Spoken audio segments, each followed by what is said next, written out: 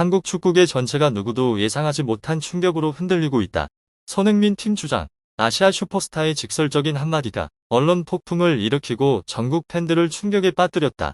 한때 팬들의 우상, 국가대표팀의 자랑이었던 손흥민이 이제는 냉혹한 진실을 폭로하며 누구나 아는 홍명보 감독 한때의 전설이자 무리한 실험, 이기적인 결정, 통제할 수 없는 권력의 상징에 대해 단호하게 맞서고 있다. 카메라 앞에 선 손흥민의 무거운 눈빛과 표정 하나하나가 모든 것을 말하는 듯하다. 이제 목소리를 내야 할 때다. 한국 축구를 지켜보던 이들은 소름이 돋을 수밖에 없다. 팬들이 선수들이 감독을 위해 침묵하며 체면을 지키는 것에 익숙한 반면 손흥민은 모든 은밀한 규칙을 깨고 공개적으로 비판하며 10년 전 2014 브라질 월드컵에서 홍명보가 한 일을 정확히 기억하고 있다. 단순한 불만이 아니라 감독의 명성과 권력을 겨냥한 강력한 타격으로 모두가 멈춰 서서 생각하게 만든다. 한국 축구는 과연 올바른 길을 가고 있는가? 그리고 손흥민만이 아니다. 박지성 전설이자 황금세대 상징도 분노를 참지 못했다. 20분이 넘는 인터뷰에서 박지성은 깊은 실망을 표했다. 우리는 너무 많은 실수와 무책임을 목격했다. 이제 이것은 개인 문제가 아니라 시스템 전체의 문제다. 이 말은 단순한 비판에 그치지 않고 한국 축구 시스템 협회에서 코칭 스태프까지 의 위험한 구멍이 존재하며 권력과 인맥의 능력과 책임을 뛰어넘는다는 강력한 판결과도 같다. 한때 우상이었던 홍명보의 모습이 이제 대중의 눈에는 오만하고 고집스럽고 투명하지 않은 상징으로 비춰진다. 그는 여전히 전술 실험을 당당히 말하며 참담한 결과에도 수백만 팬이 실망스러운 경기를 지켜보는 것에도 개의치 않는다. 시험 경기에서 4-0으로 이겼다고? 상관없다. 홍 감독은 여전히 변명을 늘어놓고 끝없는 이유를 제시한다. 알제리에게 2-4로 졌다고? 단지 실험 과정의 일부일 뿐이다. 팬들은 믿을 수가 없다. 이론상 타당해 보이는 설명들이 오히려 역사적 오점이며 한국 축구를 사랑했던 모든 이들을 분노하게 한다.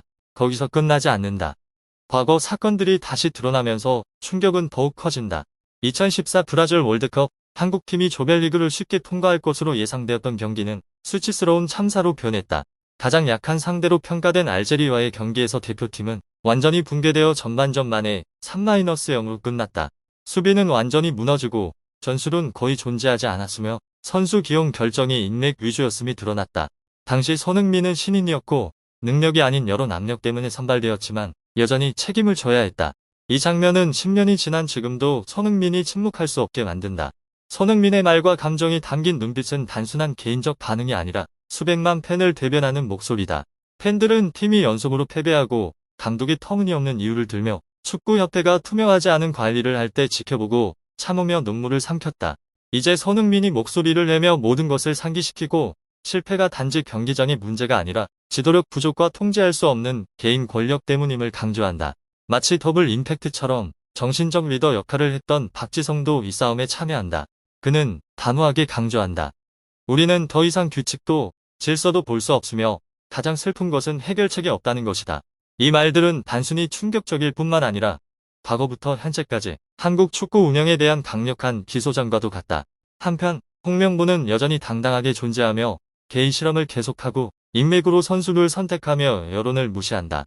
포항에서 라 갤럭시까지의 이적 사건이나 은밀한 팀 구성 조정 등 모든 것이 권력과 명예를 개인적으로 최우선시하는 인간임을 보여준다. 한때 우상이었지만 지금 홍명보는 혼란과 한국 축구 윤리를 시험하는 상징이 되었다. 한국 축구계 전체가 숨죽이며 지켜보고 있다. 손흥민은 쉽게 화를 내거나 감독을 비판하는 선수는 아닙니다. 그의 선수 생활 동안 그는 팀이 어려움을 겪거나 전술이 효과적이지 않을 때조차도 감독의 결정에 거의 불평하지 않았습니다. 이것은 손흥민을 팀 동료와 국가대표에 대한 충성심의 상징으로 만들었으며 젊은 선수들에게 본보기가 되었습니다. 나라에 대한 책임감은 손흥민 성격의 가장 두드러진 특징입니다. 그는 한국 대표팀 유니폼의 가치를 단순히 경기장에서뿐만 아니라 수백만 팬들의 마음속에서도 이해하고 있습니다. 이것은 자연스러운 것이 아닙니다. 엄격한 가정교육과 규율, 그리고 오랜 해외 경험을 통해 손흥민은 대표팀 유니폼을 입는 매 순간을 소중히 여기고 자신의 모든 행동이 국가의 이미지를 반영한다는 것을 깊이 인식하게 되었습니다. 손흥민이 처음으로 홍명보에 대해 발언했을 때 그가 만든 충격은 한국 축구 전체를 경악하게 했습니다. 한 명의 슈퍼스타이자 국가대표팀 주장이 진실을 말하고 많은 사람이 언급하기 꺼리는 문제들을 솔직하게 지적한 것입니다. 이는 드문 순간이었으며 한 선수가 경기장에서만 역할을 하는 것이 아니라 한국 축구의 도덕성, 책임감, 명예를 지키는 사람이 된 순간이었습니다. 이러한 솔직한 책임감, 충성심 덕분에 손흥민은 감독과 일부 베테랑 선수들과 완전히 대조되는 상징이 되었습니다. 그는 단순히 경기 결과에만 관심을 가지는 것이 아니라 윤리, 공정성, 팀 관리 방식 등 근본적인 문제까지 바라봅니다. 팬들의 눈에서 그는 단순한 재능 있는 선수가 아니라 한국 축구가 지켜야 할 가치를 대표하는 이상적인 모델입니다. 단순한 한 번의 발언이 아니라 손흥민의 모든 말과 행동은 신중하게 고려됩니다. 그는 수백만 팬들의 목소리가 되어 좌절과 실망을 반영하면서도 한국 축구가 변화하고 투명해지며 선수 능력을 개인적 권력이나 관계보다 우선시할 것이라는 희망이 되었습니다. 홍명보는 한때 축구계의 전설이었지만 감독으로서는 끝없는 논란을 일으켰습니다. 그는 팀이 패배할 때마다 실험이라는 이유를 계속 내세웠으며 결과가 형편없어도 상관하지 않았습니다. 심지어 4-0으로 이긴 평가전에서도 그는 끝없는 변명을 늘어놓았고 팬들은 이것이 전략인지 아니면 잘못된 결정을 감추려는 것인지 의문을 갖게 되었습니다. 2014년 브라질 월드컵은 홍명보의 관리 방식과 전술을 보여주는 대표적인 사례였습니다. 특히 고려대학교 네트워크와 같은 개인적 관계에 따라 선수 기용을 결정하는 방식은 큰 실망을 안겼습니다. 그는 능력, 체력, 현재 폼보다 오래된 관계를 우선시하여 최적의 팀 구성을 하지 못했습니다. 그 결과 수비진이 붕괴되어 알제리와의 경기에서 2-4로 참패하며 한국 축구 역사에 오점을 남겼습니다. 이러한 비논리적 결정은 경기 결과뿐 아니라 베테랑 선수들의 신뢰까지 잃게 만들었습니다. 내 경기를 지켜보는 팬들은 실력보다 개인 권력과 관계가 더 중요한 근거 없는 전술로 팀이 운영되는 모습을 참을 수 없었습니다. 중요한 것은 이러한 분노가 개인적인 수준에서 끝나지 않았다는 점입니다. 이는 시스템적 문제로 발전하여 한국 축구계 전체가 축구협회의 운영 방식과 리더십의 질을 의문시하게 만들었습니다. 한때 전설이자 아이돌이었던 감독이 이제는 불투명한, 무리한 실험, 개인 권력을 팀 이익보다 우선시하는 상징이 된 것입니다. 이러한 비합리적 전술의 결과는 젊은 선수들에게 고통스러운 교훈을 남겼으며 손흥민이 그 대표적인 사례입니다.